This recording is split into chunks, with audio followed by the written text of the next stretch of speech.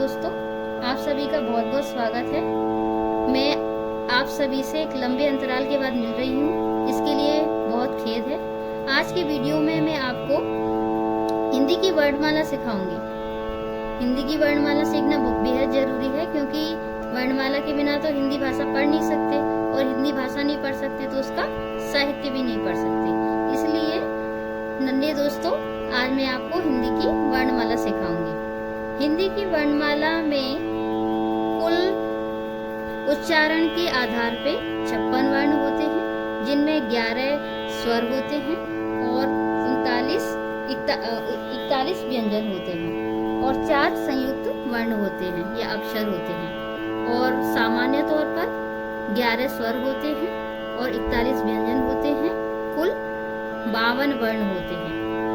तो जो स्वर होते हैं उनको मात्राएं कहते हैं, और वर्ण जो दूसरा भाग होता है का से लेके ज्ञा तक, उसको व्यंजन कहते हैं, और आ से लेके अह तक इनको मात्राएं कहते हैं।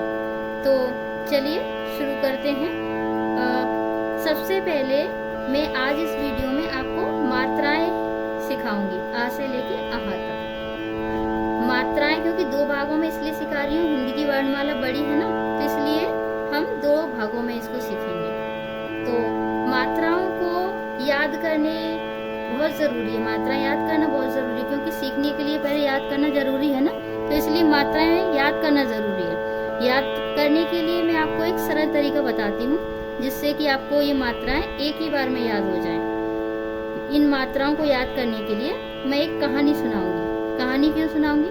क्योंकि छोटे बच्चों को कहानी एक ही बार में याद हो जाती है ना, इसीलिए, और कहानी सुनने का शौक भी होता है, तो इसीलिए मैं आप सभी को एक कहानी सुनाऊंगी। आप उस कहानी को ध्यान से सुनिएगा, क्योंकि उसी कहानी में आपकी सारी मात्राएं छिपी हुई हैं। अगर आप ध्यान से सुनेंगे तो सारी मात्राएं आपको एक बार सुनने से ही याद हो जाएगी। तो चलिए शुरू करते हैं कहानी।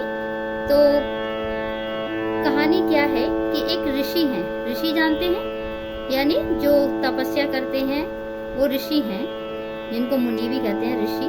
तो ऋषि के 4 बेटे हैं। 4 बेटे हैं, उनका क्या नाम है? अमन, आजाद, ईशान और ईमान। ध्यान से सुनिएगा।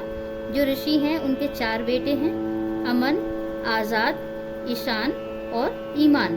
4 बेटे हो गए। अब इन 4 बेटों के पास 4 चीजें हैं या वस्तुएं हैं।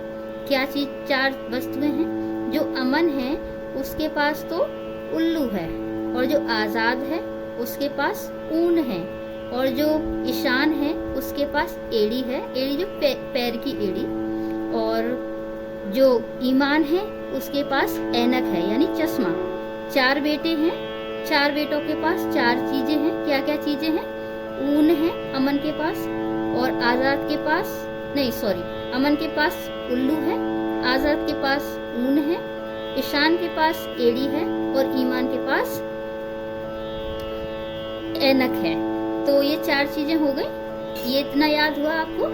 तो आगे चलते हैं। अब जो ऋषि हैं उनकी बगल में एक घर है।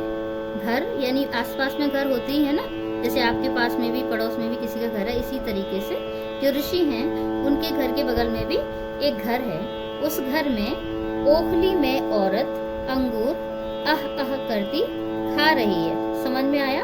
यानी जो पास में ऋषि के घर है, उस घर में ओखली में औरत अंगूर अह अह करती हुई खा रही है। तो ये कहानी आपको समझ में आई। अब इसको मैं आपको सिखाती हूँ कि जो अमन है वो क्या है? अ मात्रा है, अ। और जो आजाद है वो आ की मात्रा है, जो ईशान है वो इ की मात्रा है, और जो ईशान है वो ई की मात्रा है। अब इनके पास जो 4 चीजें थी ना, अमन के पास था उल्लू, तो ऊ से उल्लू, ऊ की मात्रा है, और जो ऊन है जो कि आजाद के पास थी, ऊन यानी ऊ, बड़े ऊ की मात्रा है, और उसके बाद ए से एड़ी, ए, और आई से ऐनक। तो ए आई, ये 4 मात्राएं हो गई। अब इनके बाद ऋषि आते हैं, क्योंकि ऋषि का भी जानना जरूरी है। ऋषि का मतलब क्या है? यहाँ पर जो ऋ से ऋषि होता है वो ऋषि है।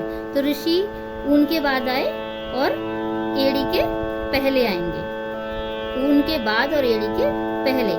ए आई, उसके बाद ओ यानी ओखली वाली बात थी ना, तो ओखली क्या है? ओ। और औरत औ, ओ औ यानी ओ से ओखली और औ से औरत। अंगूर तो अंग से अंगूर, अह मतलब विसर्ग। तो ये सारी मात्राएं पूरी हो गई। तो आप समझ गए कि क्या समझाने का प्रयास किया है मैंने इस कहानी के माध्यम से, कि इस कहानी में अ मतलब अ, अमन मतलब अ, आजाद मतलब आ, ईशान मतलब ई, और ईशान मतलब ई, और उल्लू मतलब उ, और ऊन मतलब ऊ, और उसके बाद ऋषि आएंगे। उसके बाद ए मतलब एड़ी, ए से एड़ी, आई से ऐनक, फिर ओ से ओखली, औ से औरत, अंग से अंगूर, और अह मतलब विसर्ग। तो ये आ से लेके अह तक पूरी मात्राएं हो गई हिंदी वर्णमाला की। इससे संबंधित आपके मन में कोई भी प्रश्न हो या कुछ सुझाव देना चाहते हैं तो हमारे नीचे डिस्क्रिप्शन बॉक्स कमेंट बॉक्स में इसके बारे में जरूर लिखिएगा। मुझे आपकी राय का इंतजार है। बहुत बहुत धन्यवाद।